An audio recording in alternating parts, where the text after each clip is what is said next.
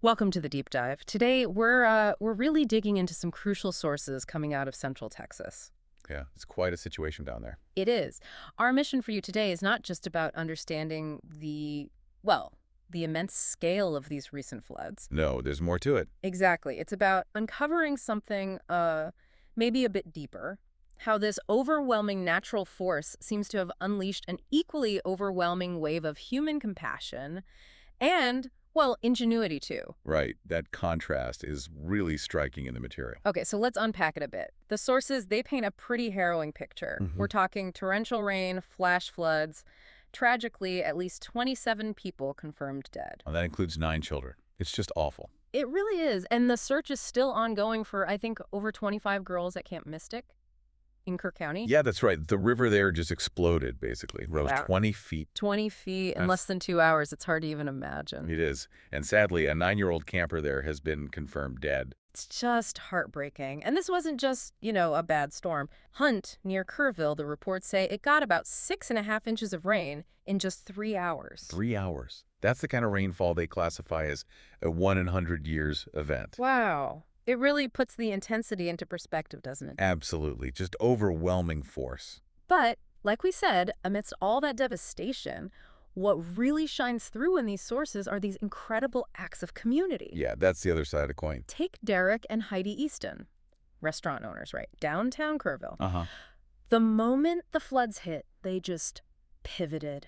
Immediately started making food for first responders, for flood victims. Pretty amazing. Derek actually said something like, hospitality and service is uniquely equipped for this kind of thing. He did. Yeah. And get this, they used a customer's helicopter, a private helicopter. To fly food into Camp Mystic. Yeah, to feed those kids who were cut off. It's just, wow. And Derek, his own daughter, is about the same age as those campers. Right.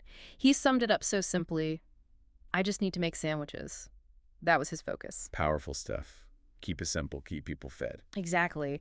And while all this grassroots stuff was happening, the sources also mention the official response kicking in. Yeah, the bigger picture coordination. Trump administration was noted, working with state and local folks. Uh-huh. And Homeland Security Secretary Kristi Noem was expected on site soon after. Right.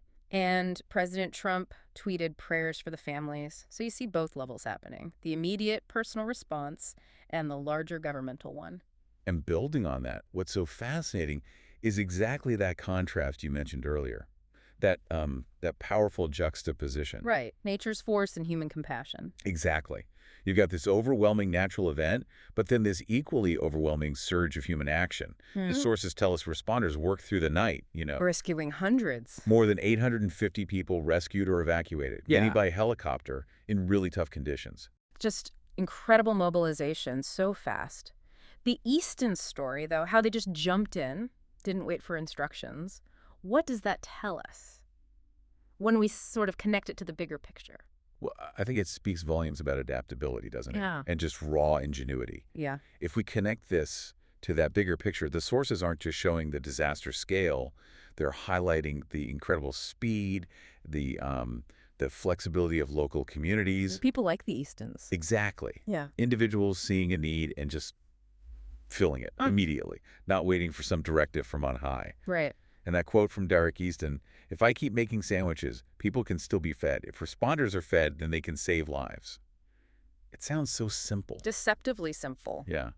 But it captures that spirit perfectly, doesn't it? That practical, immediate help in a totally overwhelming situation. It really does. And, this brings up a really important question, I think, for you listening. How do these kinds of responses, these really swift, practical, deeply personal community efforts, how do they, alongside the official coordinated response, maybe redefine how we think about resilience?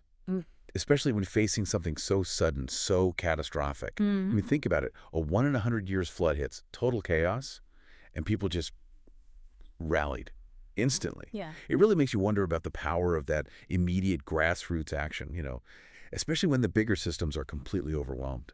Something to think about, isn't it?